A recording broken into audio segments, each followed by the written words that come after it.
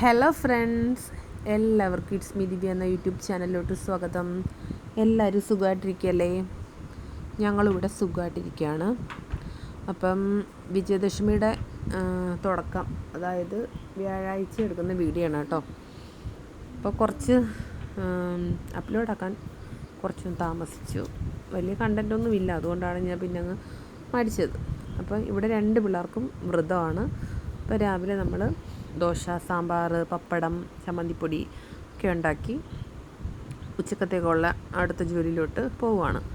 അപ്പം പുറത്ത് ഭയങ്കര ഒരു ബഹളം കേൾക്കുന്നു കേട്ടോ, പ്രാവുകളുടെ. അപ്പം ഞാൻ ചെന്ന് നോക്കുമ്പം നമ്മളുടെ ഈ വേലി ഇവിടെ ഇങ്ങനെ ഇതുപോലെ തകര ഷീറ്റിൻ്റെ പോലത്തെ വേലിയാണ് കേട്ടോ. അപ്പുറത്തൊട്ട് അയ്യവുമാണ്. അപ്പോൾ ഈ ഭാഗത്ത് ഒരു കല്ലേറാനെന്നാന്ന് തോന്നുന്നു ഇതിൻ്റെ പേര്. ആർക്കെങ്കിലും ഇതിൻ്റെ പേര് വേറെ വല്ലതും ഉണ്ടെങ്കിൽ ഒന്ന് പറയണേ. അപ്പോൾ ഇതിങ്ങനെ വന്ന് വെളിയിരിക്കുന്ന പ്രാവിനെ ഉപദ്രവിക്കും, പിടിച്ചുകൊണ്ട് പോവുകയൊക്കെ ചെയ്യുമെന്ന് ഇങ്ങനെ ഏട്ടൻ പറഞ്ഞ് ഞാൻ കേട്ടിട്ടുണ്ട്. എൻ്റെ കണ്ണിൽ കണ്ടൊരു കാഴ്ച എന്ന് വെച്ച് കഴിഞ്ഞാൽ, കുറേ നാൾക്ക് മുന്നേ ഓടിൻ്റെ സൈഡിലൊക്കെ ചില പ്രാവുകൾ പോയി മുട്ടയിട്ടിരിക്കാറുണ്ട്. നമ്മുടെ കൂട്ടി കയറാത്ത കുറച്ച് പ്രാവുകളുണ്ട്.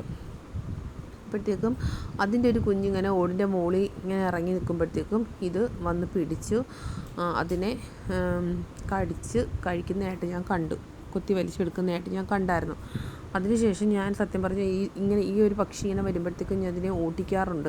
കാര്യം പ്രാവും കുഞ്ഞുങ്ങളൊക്കെ ഇങ്ങനെ കൂട്ടിൻ്റെ പുറത്തിറങ്ങി നിൽക്കുമല്ലോ. ഞാൻ എപ്പോഴും അങ്ങോട്ട് ഫ്രണ്ട് വശത്തോട്ട് പോവാറില്ല. അപ്പം ഇങ്ങനെയുള്ള പക്ഷികൾ പ്രാവുകളെയും കോഴിക്കുഞ്ഞുങ്ങളെയൊക്കെ പിടിച്ച് തിന്നും.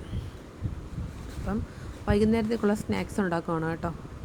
ഉഴുന്ന് ഞാൻ കുതിർത്ത് വെച്ചിട്ടുണ്ടായിരുന്നു.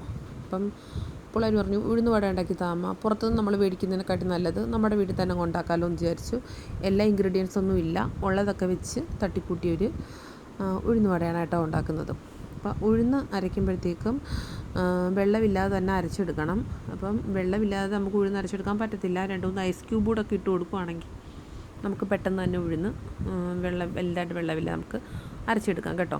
ഇതിനകത്ത് ഞാൻ ഉള്ളിയും ചെറിയുള്ളി ഉണ്ടെങ്കിൽ അതാണ് നല്ല ടേസ്റ്റ്. ഞാൻ വലിയ സവാള ഉള്ളിയും ഒരെണ്ണം അരിഞ്ഞ് പച്ചമുളകും ഇട്ട്, പച്ചമുളക് ഇടുവാണെങ്കിൽ മുളക് പൊടി ഇടേണ്ട ആവശ്യമില്ല. ഞാൻ മുളക് പൊടിയും കൂടെ ഇട്ട് നല്ല എരിവായിപ്പോയി. പിന്നെ ഇച്ചിരി കായപ്പൊടിയും കുരുമുളക് മൊത്തത്തിൽ ഇടുന്നവരുണ്ട്, അങ്ങനെ വേണമെങ്കിൽ ഇടാം.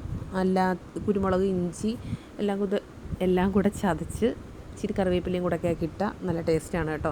ഈ പറഞ്ഞ സംഭവങ്ങളിൽ ഉള്ളിയും പച്ചമുളകും മാത്രമേ ഞാൻ ഇട്ടുള്ളൂ, ഇച്ചിരി കായപ്പൊടിയും. അപ്പം വീട്ടിൽ ഉണ്ടാക്കുന്നില്ലേ, ഉള്ള ഇൻഗ്രീഡിയൻസൊക്കെ വെച്ച് ഉണ്ടാക്കിയെടുത്തു.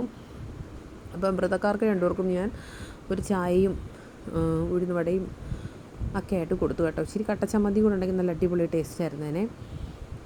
അപ്പം വളരെ സിമ്പിളായിട്ട് നമുക്ക് വീട്ടിൽ തന്നെ ഉഴുന്ന് വട ഉണ്ടാക്കിയെടുക്കാം. എല്ലാവർക്കും വീഡിയോ ഇഷ്ടമായിട്ടുണ്ടെങ്കിൽ ലൈക്ക് ചെയ്യണം, സപ്പോർട്ട് ചെയ്യണം. Thank you for watching.